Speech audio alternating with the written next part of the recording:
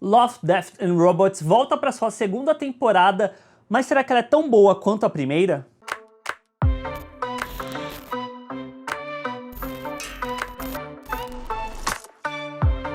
Em 2019, Love, Death and Robots trouxe essa proposta muito interessante para a Netflix, que era ser uma antologia de pequenas histórias animadas, cuja temática é justamente o nome da série, que era falar sobre ou amor, ou sobre morte, ou sobre robôs, ou sobre tudo isso junto. E isso permitiu a criação de diferentes histórias de ficção científica, indo de algumas mais cômicas até outras muito surtadas, tendo um total de 18 episódios, é bastante coisa, mas com um fator experimental muito grande, tanto em termos de narrativa, quanto mesmo visual, e eu acabei gostando bastante desse fator experimental dentro da primeira temporada. Porém, a segunda temporada diminui essa quantidade de episódios para menos da metade, são apenas 8, e eu acho que isso acaba se mostrando uma faca de dois gumes. Por um lado, você perde muito essa pluralidade de ideias, de experimentação mesmo dentro de narrativas e até mesmo de visuais, para ser algo muito mais condensado, mas eu acho que por um outro lado acaba sendo mais interessante por você ver um foco mais claro naquilo que eles querem contar. E talvez até mesmo está muito mais alinhada com a ficção científica no seu cerne, que é usar esses elementos, principalmente tecnológicos, né, para conversar com o fator humano, com o comportamento do ser humano. E eu gosto muito disso dentro dessa segunda temporada, em alguns episódios em particular, quando eles conversam muito sobre mortalidade, sobre imortalidade e tal. E a partir daqui eu vou comentar brevemente sobre cada um desses e falar os meus favoritos. Então convido vocês a deixar aqui embaixo nos comentários quais foram os que vocês mais gostaram dentro dessa segunda temporada. Atendimento automático ao cliente é um cômico duelo de uma humana e sua cachorrinha versus o robô aspirador da casa que vai escalando cada vez mais. Eu gosto do visual mais exagerado e do sarcasmo do serviço de atendimento por telefone, mas meio que é isso. Gaiola de Sobrevivência tem basicamente a mesma proposta, mas numa pegada mais dramática e com Michael B. Jordan. O fotorrealismo é muito incrível, mas no geral parece que é novamente um jogo de videogame que eu queria estar jogando e não necessariamente assistindo, e no geral é meio fraquinho.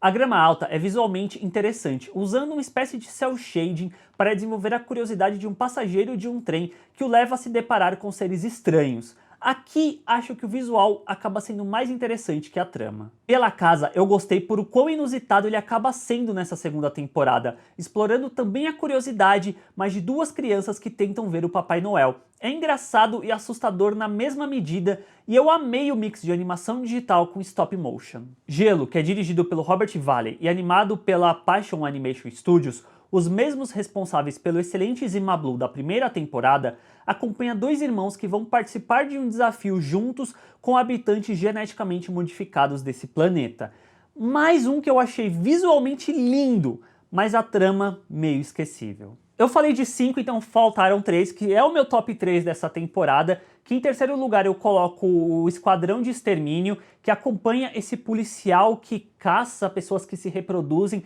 porque eu gosto como apresentada a temática desse episódio, que é basicamente uma sociedade em que os humanos não envelhecem mais, e aí quem acaba escolhendo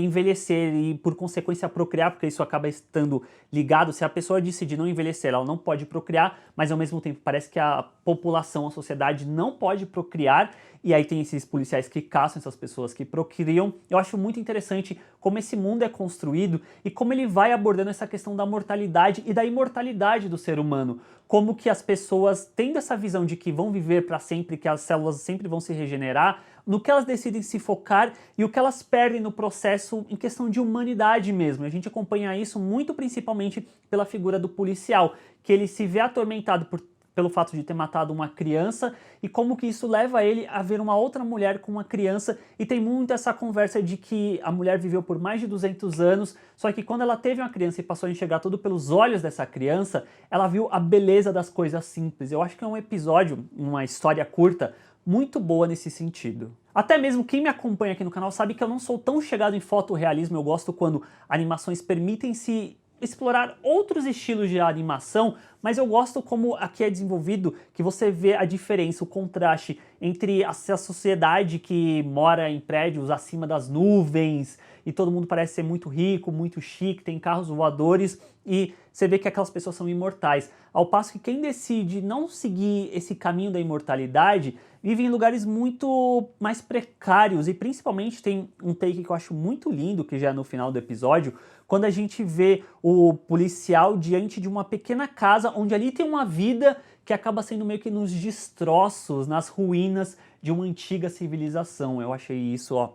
Chef Kiss muito lindo. O outro episódio que eu gostei muito, que é até difícil colocar ele em segundo ou talvez em terceiro, porque eu acho que esses dois dialogam muito, o que eu comentei dos Caçadores de Extermínio e esse, que é o Snow do Deserto, que a gente acompanha esse ser que é o Snow, né, que ele tem essa regeneração incrível, então por conta disso ele consegue viver muito tempo, ele passa a ser perseguido por caçadores de recompensa que querem capturá-lo justamente para encontrar essa fórmula da imortalidade. É mais um episódio que fala justamente sobre essa questão da imortalidade, e aqui é tangido de uma forma desse sujeito que ele mora nesse planeta inóspito, né, mas você vê que onde ele mora tem uma beleza que ele encontrou ali há mais de 200 anos atrás, e como que dialoga também com o fato de que ele tinha uma parceira que acabou se matando depois de ter vivido muitos anos também, e como ele continua vivendo, e a relação que ele acaba fazendo com a humana que encontra ele, que quer levá-lo para a Terra para fazer esses experimentos, desde que ele queira aí sobre encontrar essa imortalidade. Então,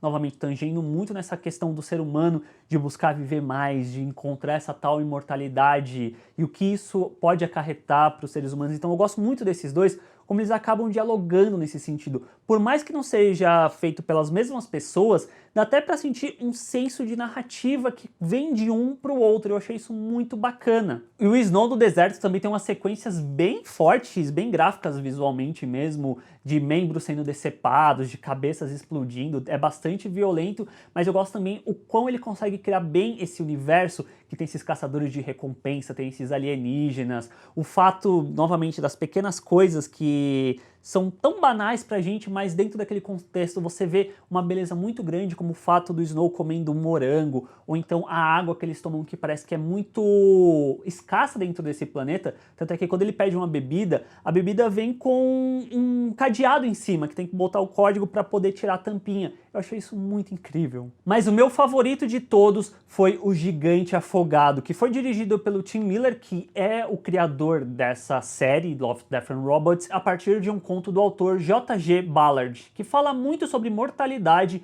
e comportamento humano diante de um corpo de um gigante que surge numa praia. A gente acompanha esse episódio pela perspectiva de um cientista e como que ele vai narrando o corpo daquele gigante que no começo surge quase como uma figura mística, né, que as pessoas não compreendem, e como que o ser humano daquela região reage com aquele corpo, primeiro subindo em cima, tratando até com certo desrespeito para aquela figura, e aí conforme os dias vão passando e aquele corpo vai apodrecendo, como que as pessoas passam a reagir em relação àquele corpo naquele momento, ao ponto de depredar, de tirar pedaços desse corpo, e como no final fica a sensação de que o que é mais importante ou é o momento inicial, ou então você tirar um souvenir daquilo, mais do que talvez o que aquele corpo ou o que aquela vida representava, de onde ela veio. Eu acho um episódio muito melancólico, que é uma coisa que eu gostei demais na forma como ele fecha a temporada, e ao contrário dos outros dois que eu gostei muito, que falam muito sobre imortalidade, e de certo nível acaba entrando mortalidade, eu acho que esse último episódio final é muito mais sobre a mortalidade mesmo em si.